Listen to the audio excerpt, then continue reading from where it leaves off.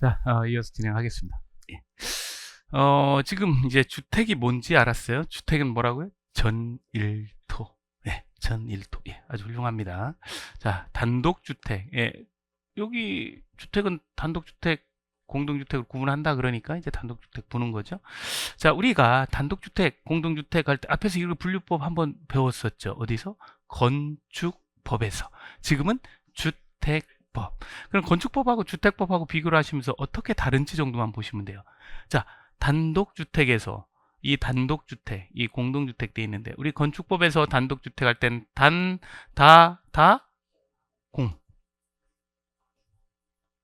건축법에 이거는. 근데 주택법에서는 예 없다.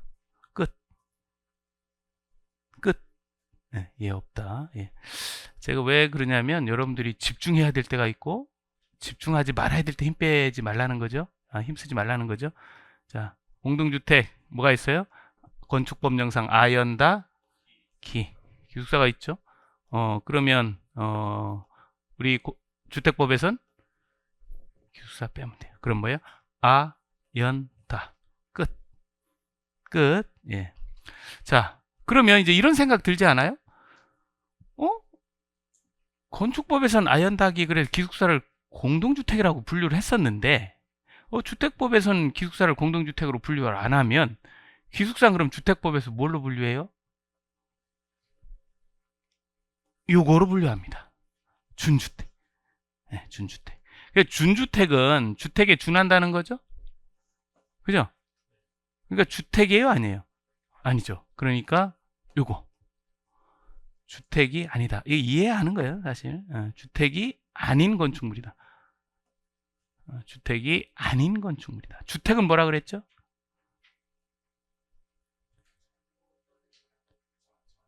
네, 전일토. 그럼 이제 이해가 되신가요? 근데 주택이 뭐예요? 건축물을 뭐 장기간 세대 오랫동안 막 이런 얘기하면 이건 안 된 거예요. 그럼 엉뚱한 데 힘을 쓴 거예요. 그냥 주택 전일토. 그러면 다 핵심을 정확히 알고 있는 거예요. 자, 그래서 주택 외에다. 주택은 뭐라고요? 네, 전일토. 전일토. 자, 그게 뭐가 있냐? 대통령령으로 정하는데, 요게 있어요. 그리고, 기숙사가 준주택이구나. 주택법. 그러니까 이제 여기서 여러분들이 아셔야 될 게 뭐예요? 그냥, 예를 들면입니다. 예를 들면, 아파트는 공동주택이구나.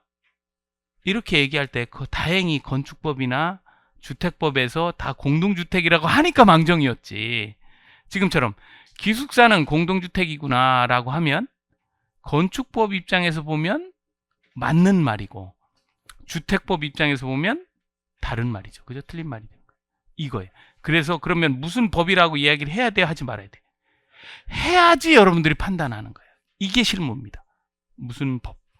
자, 그래요. 그래서 여기 기숙사는 준주택인데 종류가 보니까 네 가지가 있어요. 그 종류 네 가지를 이렇게 합니다. 이게 이제 네 가지를 실무에서는 예전에 물어봤었는데 지금 물어볼 일 없어요. 실무에서도 준주택이 2번이나 시험에 나왔어요. 실무에서. 근데 지금은 거의 그냥 취급도 안 하잖아요. 왜? 우리 집 사서 이사 나왔다니까. 옛날 우리 거기 주인집 눈치 보고 하던 시대가 아니에요, 지금은. 자, 그런데 그래도 법규가 여러분 살아있잖아요. 법규에서도 하셨겠죠. 합니다. 그죠? 그래 저는 이렇게 합니다. 경상도 버전으로 다생기노. 그래서 여기 있는 다중 생활시설, 그 다음에 지금 보신 기숙사, 노인복지주택, 그리고 오피스텔 이렇게 다생기노. 왜 다생이라고 하냐면 여러분들 이제 공부하시다 보면 다중 이용시설도 있어요. 아까 쉬는 시간에 이제 뭐 고시원은 뭐 해야 돼요? 뭐 쭉 이야기를 하는데요. 뒤에 이제 뭐 쭉 나옵니다. 나오는데 건축법령상 용도 분류예요. 그래 다중생활시설도 있고 다중이용시설도 있고 판매시설도 있고 업무시설도 있고 막 시설 쭉 해서 한 30가지 됩니다. 그래서 밑으로 내려가는 건 가능한데 위로는 올라가는 거 용도 변경 안 되고 뭐 이런 걸 건축법에서 배워요. 이제 여러분들이. 그 중에 우린 잘 모르는데 다중이용시설하고 혼동하면 돼요, 안 돼요? 어렵게 나왔는데 그거 하면 안 되죠. 그러니까 다생이라고 하는 거고요. 요거 악센트는 경상도입니다. 다생기노. 자, 이렇게 진행해요. 예, 끝. 예. 자, 그 다음에 이제 국민주택 나오는데요. 이 국민주택이라고 할 때 이 정의를 반드시 모든 법령에서 이 정의와 관련되는 부분은 반드시 뭐 암기를 하거나 이해를 하거나 이렇게 해야 돼요. 자, 주택이 뭐라고요? 지겹죠. 예. 근데 내일 여쭤보잖아요. 또 장기간 세대원이 막 이러고 있다니까. 예. 자, 이 국민주택은 매우 까다로운데요. 간단하게 이게 왜 어려운지 정도만 짚고 갈게요. 자, 다음 어느 안에 해당하는 주택으로서 국민주택 규모 이하인 주택을 우린 국민주택이라고 하는데, 국가지방자치단체 이런 데서 건설하는 주택, 또 국가지방자치단체 이런 데서 재정이 나오거나 아니면 허그에서 지원받거나 아니면 개량되는 주택. 왜 어려운지 알겠죠? 가지수가 무지하게 많아요. 이런 겁니다. 국가에서 건설한 주택인데 국민주택 규모 이하다. 그럼 뭐예요? 국민주택. 이런 거죠. 자, 비슷한 얘기 한번 해볼게요. 이거 맞는지 봐요. 국가에서 재정이 들어가서 개량되는 주택. 근데 아무튼 다 국민주택 규모 이하다. 그럼 국민주택이죠. 자, 그러면 요 비슷한 얘기를 한번 해볼게요. 한국토지주택공사에서 건설하는 주택. 이런 규모 이하다. 그러면 국민주택. 자, 그러면 한국토지주택공사가 그렇죠. 국민주택공사가 개량하는 주택. 이거는 뭐예요? 국민주택이에요? 아니잖아요. 엄밀히 이제 이걸 해석을 해보면. 근데 이걸 내 머릿속에 넣고 있냐고. 안 넣고 있기 때문에 이런 거 중간에 들어가면 못 찾는 거예요. 그래서 어려운데 그렇게 복잡하게 내진 않아요. 제가 이 개념은 어렵습니다라고 할 땐 그 이유가 있다. 그러면 그렇게 하실 필요는 없어요. 근데 꼭 하셔야 될 건 있습니다. 뭐냐? 얘입니다. 국민주택은 누가 건설하고 누가 개량하고 뭐 자금이 들어가고 이런 거 알겠는데 무조건 국민주택 규모야예요. 자, 그럼 한번 정리 한번 해볼까요? LH죠, LH. LH에서 집을 건설했어요. 근데 국민주택 규모가 여기 뒤에 나오겠지만 요겁니다. 근데 일부 지역에서는 100까지 해요. 단선 지금 안 한다 그랬는데 어쨌든 85제곱미터입니다. 근데 110제곱미터짜리를 토지주택공사에서 집을 건설했어요. 이건 국민주택이에요, 아니에요? 왜 아니죠? 요게 중요한데 이걸 안 지켰으니까, 그죠? 자, 그러면 브랜드 여러 개 있죠. 저 편한 세상을 지은 DLENC도 있고, 내가 미안해라고 하는 삼성건설도 있고, 뭐 여러 가지의 이런 우리가 이야기하는 어떤 국립 혹은 이야기하는 이제 이런 국가지방자치단체 이런 데 아닌 데가 있어요. 민간. 자, 그러면 삼성에서 집을 지었습니다. 60제곱미터짜리 집을 지었어요. 건축했어요. 이러면 국민주택인가요? 왜요? 얘가 지수는 아니다. 그 얘기죠. 자, 그럼 이제 요번이 문제예요. 국민주택이 이제 많이 이렇게 이제 복잡하게 되는데, 국민주택을 아닌 것을 우리는 뭐라고 부르냐면 민영주택이라고 불러요. 왜냐하면 민영주택이랑 국민주택을 제한 주택이거든요. 자, 이걸 미리 말씀드리고, 자, 그러면 지금 여기 토지주택공사 LH에서 아까 110제곱미터짜리는 국민주택 규모가 아니라 그랬죠. 요건 대답하셨어요, 여러분들. 그죠? 그러면 LH에서 지은 110짜리 주택은, 공동주택은 민영주택이다. OX.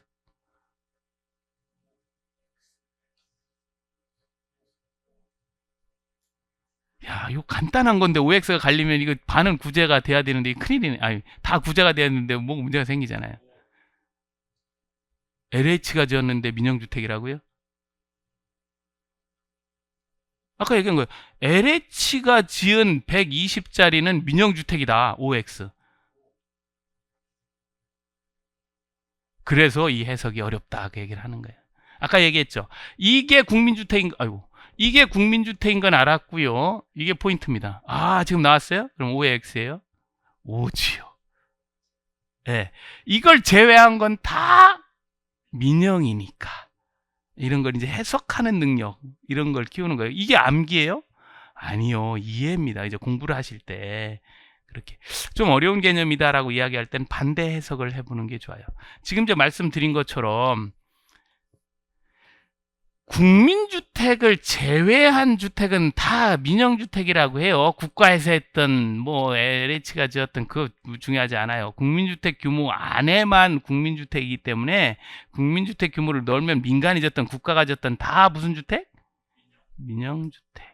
네, 민영주택이 되는 겁니다.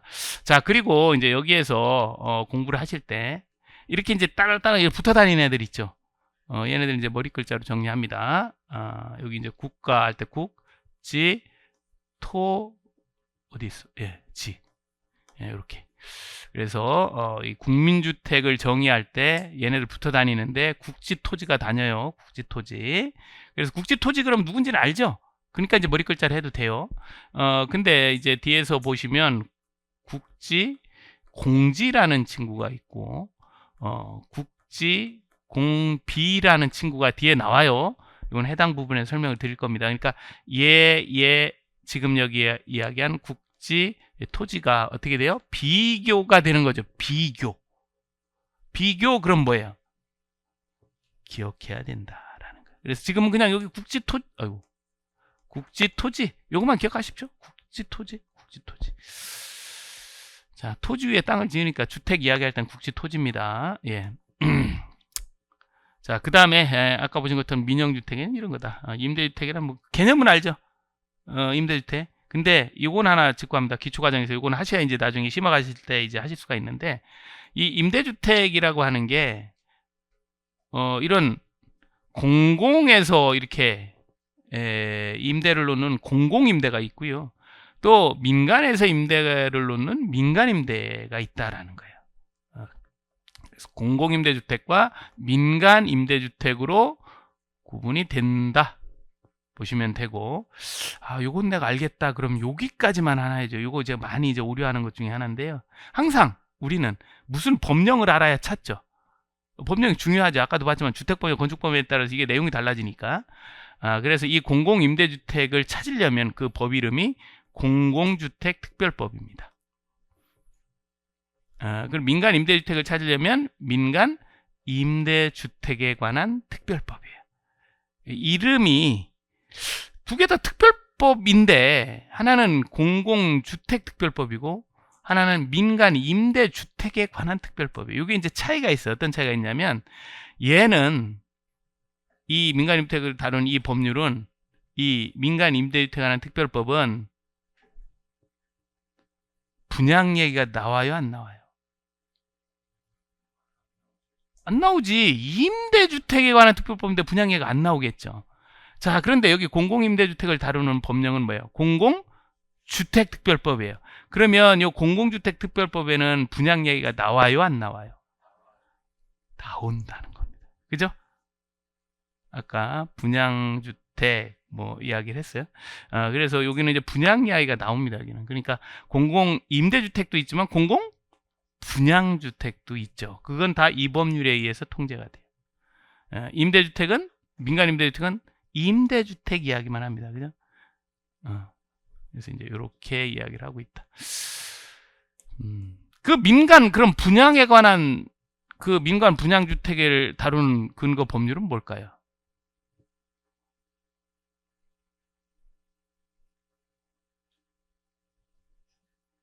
그게 주택법이지.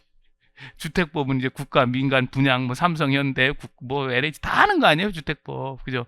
이런 이제 사고의 유연성을 좀 키우는 거예요. 그래서 대개 이제 보면 이 법령을 정확히 몰라요. 법령을 정확히 몰라. 그래서 이렇게 이제 나눠봤고요. 요걸 토대로 해서 이제 이 부분은 이제 심화 과정에서 좀 깊이 있게 좀 세분할 건데. 그러니까 심화 과정에서는 그냥 분양주택은 지금 공부를 했으니까 이 두 가지가 이렇게 다르다라는 공부를 하겠지만 또 얘하고 얘도 또 비교를 하겠죠. 그죠? 그건 이제 심화해서 보도록 합니다. 자, 그 다음에 토지, 임대부, 분양주택. 토지는 어떻게 한다고요? 임대. 그리고 나머지는 그냥 끝. 예, 끝. 이걸 안 읽어봐도 저 내용을 정확히 알고 있으면 알 수가 있어요. 토지, 임대부, 분양주택은 실제 이런 제도를 정책적으로 만들었는데 우리나라에는 역시 통하지 않더라. 손을 살짝 놨어요. 그걸 도무지 시험 문제로 막 이렇게 처음에 만들었을 땐 여러분 기출 문제 법규도 있고 있어요 이게. 근데 그 제도적인 부분도 좀 보셔야 되고 그렇습니다. 그리고 이걸 물어본다고 해서 모르느냐? 아주 이름 잘 졌잖아요. 그죠? 자, 그 다음에 세대 구분형 공동주택 되어 있는데 이거는 꼭 아셔야 되고, 만약에 옛날 전세 살 때 주택법에서 문제가 잘 나왔지만 지금은 우리 이제 떳떳한 저도 이제 건물을 전세 안 살고 작아잖아요. 그죠? 공동주택관리법도 작아잖아요. 그죠? 주택법도 작아, 공동주택관리법 작아. 이렇게 이제 분리돼 있죠. 이때는 잘 안 나온다 그랬잖아요. 그런데 얘는 나온다면 무조건 1순위입니다. 그 이유가 있어요. 그 이유를 쭉 이야기를 할까요? 쭉 어디서 이유를 찾냐면 다 주택법 시행령 주택법 막 이렇잖아요. 이유를 쭉 찾는데 이렇게 쭉 하다가 갑자기 이 얘기가 나와요.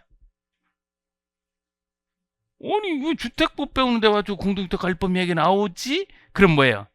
눈을 탁 떼야지. 공동주택관리법에서 공동주택관리법 얘기는 맨날 그거니까 뭐 선택해서 하더라도 주택법 이야기라는데 공동주택관리법 이야기를 한다? 그럼 뭐예요? 이거지. 그죠? 무슨 이야기인지 아시겠어요? 그래서 요 세대 구분형 공동주택은 반드시 정리를 하셔야 된다라는 겁니다. 반드시 정리를 하셔야 돼요. 근데 한번 봐요. 아까 토지 임대부 분양주택 봤죠? 그건 토지 임대하고 나머지 다 분양하는 거잖아요. 이 말 잘 졌자 그랬잖아요, 용어를. 그죠? 그럼 세대 구분형 주택 한번 봐요. 이건 뭘까요? 세대를 구분한 주택이요. 그래서 이렇게 일단은 세대를 그래서 세대를 구분한다라고 하는 게 어떤 의미인지를 좀 들여다봅니다. 세대를 구분한다. 그러면 하나의 세대니까 여기 이제 출입문이 있어서 여기 이제 출입을 하죠. 그죠? 들어가서 뭐 거실도 있고 쪽에서 식사도 하고 뭐 이쪽에서 이제 뭐 욕실도 있고 이렇게 여기 이제 식사도 해야 되니까 주방도 있고 이걸 이제 부엌이라고 이렇게 표현하죠. 이런 것들 이건 출입문. 출입문인데 뭐 현관 이렇게도 표현하죠. 지금 이제 보시는 것처럼 이렇게 이런 걸 갖춰야지 독립된 주거 생활을 장기간 할 수가 있어요. 아까 호텔이나 이런 것들은 뭐가 없어요? 얘가 없지. 어쨌든 그런데 이렇게 되면 이게 세대 구분되어 있는 게 아니죠. 이렇게 하나의 세대를 분양을 받았어. 그 얘기는 뭐냐면 이 전체적인 내용을 할 때 이건 하나의 구분 소유권을 준 거지, 이렇게 일부를 이렇게 구분했다고 해서 이 공간에 별도의 구분 소유권을 줄 수 없다는 겁니다. 핵심은. 그래서 지금 보시는 것처럼 구분 소유권은 이렇게 하나예요. 두 집이 살아도. 그러면 B도 거주를 하려면 여기 출입 가능해야죠.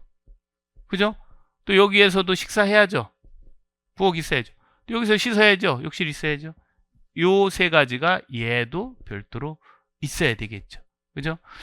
자, 이런 형태로 만들어진 것을 세대 구분형 공동주택이라고 합니다. 여기까지는 크게 어려움이 없어요.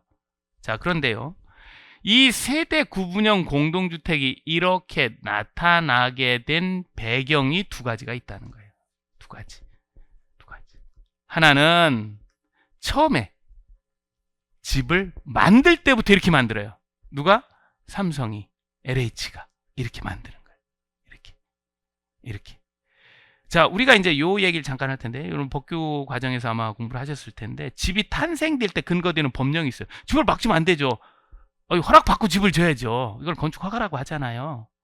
그죠? 근데 이 집을 지을 때 이렇게 건축법에 근거한 이런 것들을 지을 때 우리가 기본적으로 건축허가라는 걸 받고 줘요. 그죠? 그런데 사업계획 승인이라고 하는 것도 있죠. 배우셨나요? 이건 주택법에 의해서 집을 지을 때 그렇게 짓죠. 그 차이는 뭐예요? 똑같이 집을 짓더라도 몇 세대 이상 짓느냐 이 얘기죠. 그래서 사업계획 승인받는 건 몇 세대 이상이에요? 30세대 이상. 자, 그래서 지금 여기 있는 이러한 공동주택이 탄생되게 된 배경에는 건축법도 있고 주택법도 있더라라는 거예요. 그죠?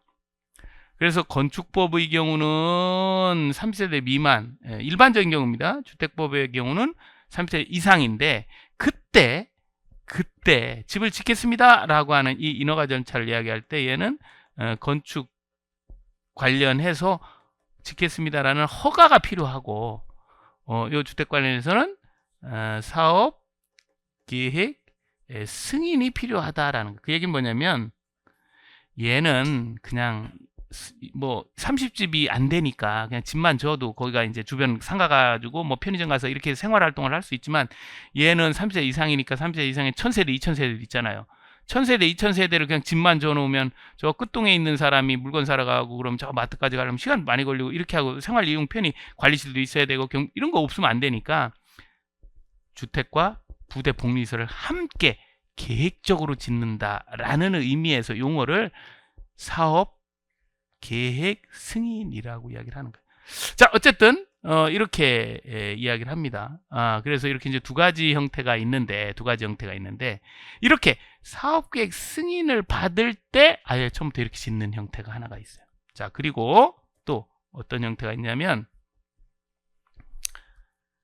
집은 이렇게 그냥 지었는데, 기존 주택을 이렇게 지었는데 나중에 이제 여러분들 거주하고 하다 보니까 우리도 그냥 살면서 리모델링 하듯이 이렇게 나눠서 지을 수는 없을까? 이걸 공동주택 생활하면서 있는 거잖아요. 그래서 이 규정은 공동주택관리법에 적용을 받아요. 공동주택관리법. 이걸 우리는 뭐라고 부르냐면 행위허가라고 이렇게 부릅니다. 행위허가. 좀 지금은 좀 와닿지 않는 표현이긴 한데요. 잠깐 우리 교재 몇 페이지를 잠깐 보시냐면 학원 혹시 안 가져오셨죠? 그렇죠. 예. 학원 가주셨어요? 혹시? 예, 잠깐만. 예. 자, 지금 이제 보시면 몇 페이지에 요 행위 허가가 있냐면, 요거 이제 참고만 하고 페이지 수만 기억합니다. 여기 학원이 학원 보시면 448페이지. 448페이지에 보면 무슨 이상한 표 같은 게 있고, 세대 구분형 공동주택의 설치라는 표현이 있죠. 그죠? 요거.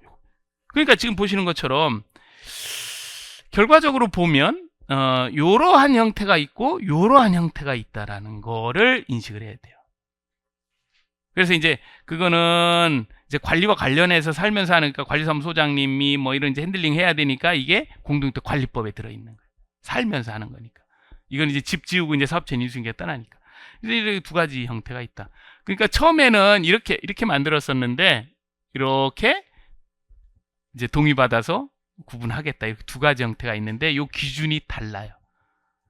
자, 이거 느끼셔야 돼요, 여러분. 아까 건축법상 단독주택, 공동주택 할 때는 단다다고 와인다게 넘겨! 그냥 0.1초 만에 끝나는데 여기는 굉장히 자세하게 설명을 하잖아요. 이건 뭐예요? 반드시 아셔야 되고 정확하게 아셔야 된다는 거예요. 이제 되게 오류를 범하는 것 중에 하나가 나 알아, 세대 구분해서 하는 거 하고 정확하게 하지 않는 경향이 있어요. 이건 오히려 더 이제 우리가 그러잖아, 섣부른 뭐가 뭐 한다고 이렇게 두루뭉술하게 알면 내 평균 점수를 깎아요. 차라리 모르면 안 깎는데, 그러니까 답을 신기하게 피해가는 능력이 생겨요.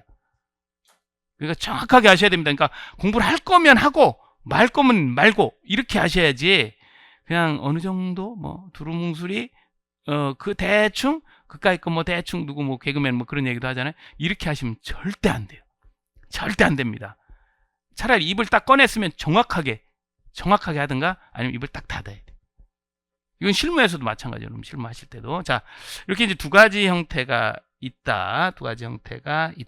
자, 그러면 이제 첫 번째 요 사업계획 승인 받아서 짓는 거, 두 번째 행위허가 받는 거 짓는 거. 예, 요걸 이제 보겠습니다. 자, 지금 보시면 여기 이제 건설 기준이라고 이렇게 표현되어 있으니까 기본적으로 이거는 이제 이렇게 이제 건설하는 공동주택 이렇게 돼 있죠. 또 설치 또 이렇게 또 하면 또 이제 우리가 중간에 이제 살면서 이렇게 또 설치도 할 수 있잖아요. 그래서 이제 여기서 보시는 것처럼 이제 두 가지가 있겠구나 이렇게 이제 볼 수 있는데 그때에 따른 각각의 면적 기준도 정해져 있다. 자, 이렇게 보면서 사업계획 승인, 지금 요거 사업계획의 승인을 주택법에 의해서 받는 경우에 대한 이야기 자 보겠습니다. 자, 그러면 이제 여러분들은 머릿속에 세대 구분형 공동주택을 딱 생각할 수 있기 때문에 이걸 읽으시면서 외우는 게 아니라 그렇지 그러면 돼요. 근데 내가 이해하고 있는 건 이건데 저거네? 그럼 그거 바꾸려면 애먹어요. 그런 거를 여러분들이 이해를 통해서 바꿔놓는 거고, 읽었는데 세대별로 구분된 각각의 공간마다 확 와닿죠? 아까 이렇게 구분돼 있잖아요. 지금 이제 보시는 것처럼 이렇게 구분돼 있잖아요. 이렇게. 그럼 아까 그 주택 정의한 거하고 똑같아요. 이 얘기를 할 필요가 없는 거예요. 아는 거는. 자, 별도의 욕실, 부엌, 현관. 욕실, 부엌. 그럼 할 필요가 없어요. 이게 없으면 안 되니까. 자, 그런데요. 어느 책에 실제 저희가 본 겁니다. 욕실, 부엌, 현관이잖아요. 이렇게 공동주택관리법에 따라서 행여가 하는 거는 욕실, 부엌, 현관이 아니고 욕실, 부엌 구분 출입문이에요. 그러니까 이걸 써라! 이런 문제도 있고, 그게 이걸 현관이라고 썼다고 잘못됐다! 이런 것도 있더라고요. 의미 통하면 됩니다. 그리고 그런 거에 관점을 둘 필요가 없어요. 그렇게 만약에 출제를 했다면 출제가 그건 진짜 잘못된 거예요. 아니, 현관이라고 하나 출입문이라고 하나 이게 뭐가 다른데요? 의미는 사실 있습니다. 출입문이 있었는데 구분해서 출입문 하나 더 만들었다. 뭐 이런 의미는 있을 수 있지만 그런 건 포인트 두실 필요가 없고, 우리가 독립된 주거 생활을 하려면 이런 것들은 기본적으로 있어야 되고 이게 없으면 안 된다 정도 이해하시면 돼요. 자, 정리가 됐습니까? 자, 그 다음에 이렇게 나뉘어져 있지만 언젠가 우리가 하나가 이렇게 통합이 될 수 있으니까 집을 딱딱하고 견고하게 만들어요? 아니면 쉽게 이거를 다시 이렇게 하나로 만들 수 있게 만들어요? 그런 걸 경량구조라고 합니다. 그럼 여기도 마찬가지예요. 통합하게 사용할 수 있도록 하는 거는 이해할 수 있죠. 그죠? 그러려면 세 개만 연결문 하는 거, 아니면 이거 중량구조 하는 거, 이건 어때요? 안 된다는 게 확 와닿잖아요. 그러니까 큰 의미가 없어요. 그죠? 그러니까 이것도 당연히 경량구조가 맞다. 자, 그래서 이 A, B번은 큰 의미가 없이, 이렇게 이제, 합쳐지기도 하는구나 정도 보실 수 있고. 자, 그 다음에 이제 세대수 이야기를 합니다. 전체 이제 그 세대수가, 1000세대다. 그러면 해당 주택단지 안의, 이게 1000세대란 얘기예요. 공동주택 전체 세대수 1000세대의 3분의 1을 넘지 않아야 된다. 그 얘기는 얼마까지 얘를 이렇게 잘라 놓을 수 있다는 거예요? 333까지 할 수 있다는 거죠. 그죠? 넘으면 안 되니까. 그래서 333, 332 이렇게는 가능하다. 4는 안 된다. 그 얘기죠. 자, 그 다음에, 그러면 이제 3분의 1이라는 숫자가 이제 걸려요. 그러니까 이것도 물어봤었어요. 우리 시험에서. 3분의 1. 근데 이제 뭐, 워낙 많이 보니까. 그런데 이제 여기 D번 보시면, 처음에 요 앞에서 한 건 세대를 이야기를 했잖아요. 그래서 1000세대 중에 333 이런 얘기를 했었잖아요. 그죠? 근데 요 D번은 뭐냐면 면적입니다. 면적. 세대로도 그렇지만 그 분양되는 면적이 큰 것도 있고 작은 것도 있잖아요. 면적을 다 합계를 해도 지금 보시는 것처럼 3분의 1 이하여야 된다라는 겁니다. 면적과 세대수를 다 본다. 면적과 세대수를 다 본다. 그래서 두 개가 똑같이 하나는 5분의 1이고 하나 3분의 1이면 이것도 비교가 돼서 어려운데 두 개가 3분의 1이니까 크게 염려 안 하셔도 됩니다. 그러니까 제가 뭐 이런 숫자가 나왔는데 제가 숫자를 외우세요라고 한 건 지금까지 한 번도 없죠. 안 하시면 돼요. 안 하시면 돼요. 근데 제가 이제 외우라는 숫자 나오면 그건 어떻게든 외우셔야 됩니다. 그 외우는 법도 이야기를 할 거예요. 자, 그 다음에 공동주택 관리법에 따른 행여가 요게 아까 448페이지인가 거기에 있던 거 아닙니까? 그죠? 이렇게 할 때는 이 요건을 갖춰라 그래요. 그럼 이것도 똑같이 앞에 있는 요건이니까 요걸 명확하게 안다면 비교하는 형태로 하시면 됩니다. 당연히 이제 세대수는 이제 살면서 이렇게 나누니까 나눌 수 있어? 그럼 이렇게 나누자. 내 집이 살자. 이럴 수도 있잖아요. 이건 효율적이지 않다라고 봐서 얼마까지? 합해봐야 2세대까지만 이렇게 나눌 수 있게끔 하고 있다. 자, 숫자 제가 언급하지 않아요. 왜 그러냐? 이걸 외우지 않아도 다 생각이 나고 다 할 수가 있어요. 자, 그 다음에 세대별로 구분된 각각 공무원 아까 말씀드렸던 거죠. 욕실, 부엌, 구분 출입문. 출입문이 있었던 구분의 출입문 하나 더 낸다. 그죠? 처음에 집을 지을 땐 그게 구분 출입문이 아니죠. 그냥 현관이죠. 그래서 위에는 현관이라는 표현을 쓰고 여기는 출입문이 있었는데 하나였었잖아요. 원래. 그래서 한 10수년 살았잖아. 새로 만드는 거잖아요. 구분해서 만든다. 그런 의미에 그러니까 외울 필요는 없습니다. 이 세 가지는 있어야 된다. 자, 그 다음에 여기를 잘 보셔야 돼요. 세대 구분형 공동주택의 세대수가 전체 세대수의 10분의 1과 해당 동 전체 세대수의 3분의 1을 넘지 않을 것이라고 이야기하면서 10분의 1, 3분의 1로 일단 숫자가 다릅니다. 그럼 비교가 되니까 이건 확실히 기억해야 될 숫자예요. 처음 얘기한 이 숫자를 기억하셔야 돼요. 자, 그 얘기를 합니다. 그러니까 아까 우리가 요 위에 이야기를 할 때 면적과 요거는 우리 이제 그 주택법 이야기를 하는 거예요. 주택법에서 사격 승인을 받을 때 면적과 세대수가 전부 공이 3분의 1을 넘지 않아야 된다. 이렇게 얘기했었죠. 제가 화살표를 아래로 하면 이하라는 소리예요. 위로 하면 이상. 초과 미만을 씁니다. 자, 그런데 지금 여기는 숫자가 일단 비교가 되니까 이 숫자를 기억해야 된다라는 거고요. 지금 보면 요게 전체 세대수와 해당 동 세대수예요. 그런데 일단 우리 이 위에하고 비교를 할 때 이게 세대수인데 위에하고 비교할 때 면적이 있었는데 여기는 면적이 있어요, 없어요? 없다라는 거를 기억을 하셔야 돼요. 면적은 없다. 다만 세대수인데 전체 세대수와 해당하는 그 해당 동의 세대수로 구분하고 있구나. 그래서 전체가 얼마? 이하 해당 동의 얼마? 이렇게 됩니다. 그럼 이 숫자는 어떻게 하라고요, 제가? 기억하라고요. 그럼 이제 기억했다라는 거는 숫자가 다르기 때문에 기억하라는 거잖아요. 그러면 이 숫자가 시험 문제 나올 땐 바꿔서 나오는 거예요. 여기가 3분의 1, 여기가 10분의 1. 이렇게 나옵니다, 문제가. 뭐 3분의 1이 5분의 1, 6분의 1, 7분의 1 이렇게 나오는 게 아니에요. 비교되는 숫자가 언저리에 있고 그 숫자가 바뀌어서 나왔을 때 가장 혼동을 많이 일으킵니다. 그러면 이거 기억하셔야 되면 어떻게 해요? 외우시면 되죠? 외우셨어요? 외우셨어요? 안 외웠어요? 이거 외웠다. 우리가 이제 외웠다의 정의는 뭐냐면 외웠다의 정의는 외우려는 숫자는 다 비교가 되죠. 비교 없는 건 외우지 않아요. 외웠다라는 건 바꾸어 썼을 때 어색함을 느꼈다는 겁니다.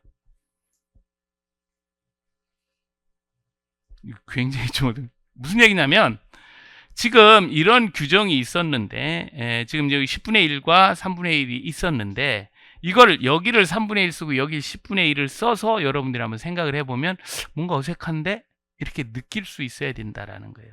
그래야 정확하게 여러분들이 이렇게 기억이 된 겁니다.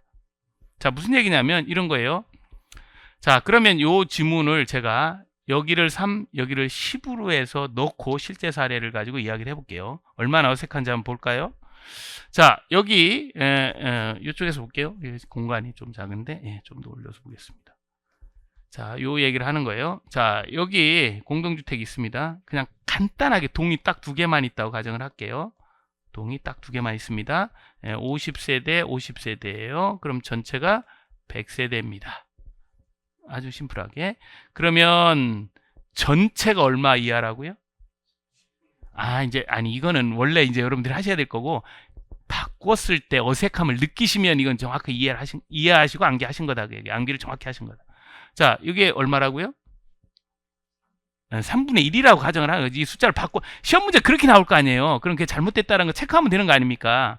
3분의 1이라고 가정하면 100세대 중에 얼마까지요? 33세대까지 할 수 있어요. 자, 그리고 여기 해당 동은 얼마요? 10분의 1이죠. 그러면 여기 몇 세대? 5. 여긴 몇 세대? 최대로 하면 이렇게 할 수 있죠. 그죠? 그러면 최대로 했을 때 얼마까지 할 수 있어요? 이 아파트에선 10세대까지밖에 할 수 못하는데 법은 33세대 이하로 해라라고 이렇게 만드는 법이 있을까요? 에? 이런 법은 없지요. 이게 이런 법이 어디 있습니까? 얘가 10분의 1이고 얘가 10분의 1이면 전체도 10분의 1만 하면 되지. 굳이 3분의 1로 해가지고 그러면 10분의 1하고 3분의 1 사이는 나오지 않는 숫자잖아요. 이 상황에서는. 그렇게 법은 안 만듭니다. 그렇게 허술하게. 그러니까 이건 잘못된 법령이에요. 그럼 원래 법령을 한번 볼까요? 그러면 얘가 얼마라고요? 10분의 1이니까 얼마까지?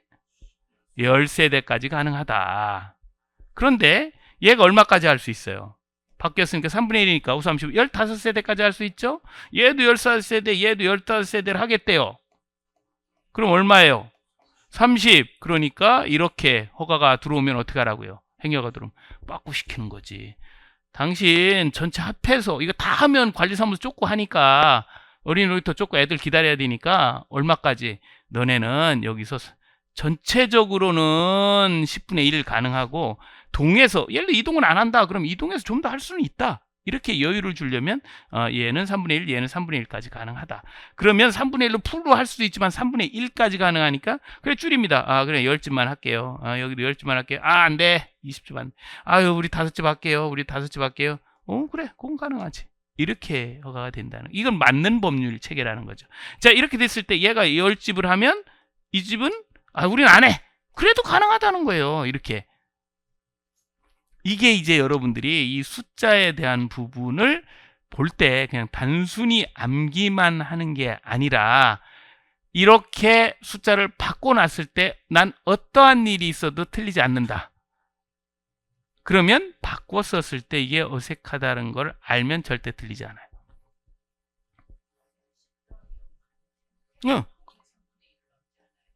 그렇지. 이거 3분의 1을 안 넣고 얘도 안 넣고 그러니까 이게 뭐냐면 이제 이렇게 활용법 이건 가능한데 반대로 해놨을 땐 이게 안 되잖아요. 그렇게 하는 거예요. 제가 이제 이 말씀을 드리는 이유는 이제 여러분들이 10분의 1과 3분의 1을 전체 10분의 1 그러면 이제 여러분들 기억에 의해서 전체는 크니까 10분의 1 뭐 해당동 작으니까 3분의 1 뭐 이렇게도 암기하는 분도 있고 뭐 어쨌든 자기 기억력을 가지고 암기를 하거나 10분의 1, 3분의 1 막 이렇게 합니다. 그리고 착각이 뭐냐? 이걸 내가 외웠다라고 생각하는 거예요. 외웠다. 그러면 그 당일의 컨디션이 안 좋으면 확 뒤집히면 이게 틀려. 그래서 이렇게 검증을 좀 하셔야 돼요. 보면 지금 이게 나올 가능성이 있는 곳에서 우리가 시간적 투자를 엄청 하는 겁니다. 이렇게 가능성이 없는 곳은 확 버리는 거예요. 그래서 이제 공부하는 이제 방법이나 요령 이런 걸 같이 하니까 지금 이렇게 늦게 가고 있지만 이렇게 디테일하게 공부를 하셔야 돼요. 자, 그 다음에 새롭게 하니까 예전에 없었던 새로운 부엌이 생겼으니까 그 위에 뭐 이렇게 소방기구 같은 거 설치해야 되겠죠. 그래서 이런 것 관련해서 좀 더 새롭게 된 부분에 대해서 보완을 해라라고 하는 거예요. 요게 두 개 기준입니다. 자, 이렇게 두 가지를 봤습니다. 요거는 반드시 정리가 필요하다. 그 필요한 이유도 말씀을 드렸어요. 왜? 이건 여러분들이 가셔서 실무 가시면 관리사무소장님 되시면 이 일을 할지도 몰라요. 그렇겠죠?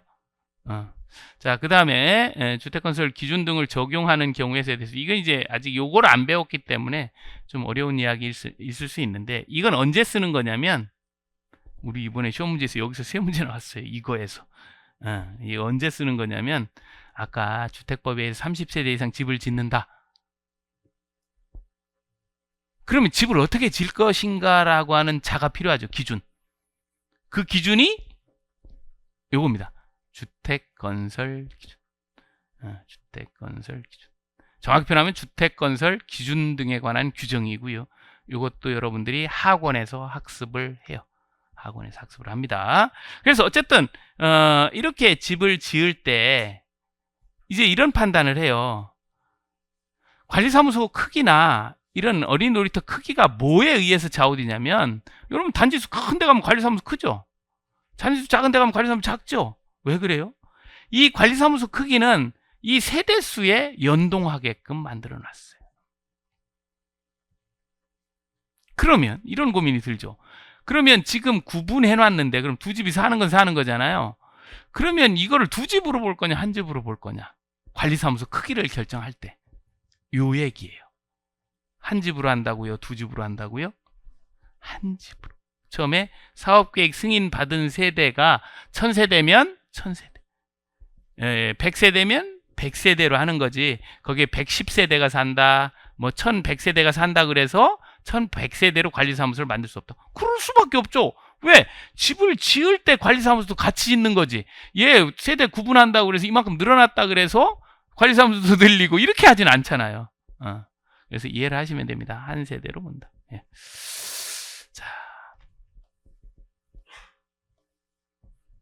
자, 세대 구분형 공동주택 반드시 정리하셔야 돼요. 예, 이렇게 이제 보셨고, 조금 쉬셨다가 도시형 생활주택 진행을 할 겁니다. 예, 잠시 쉬겠습니다.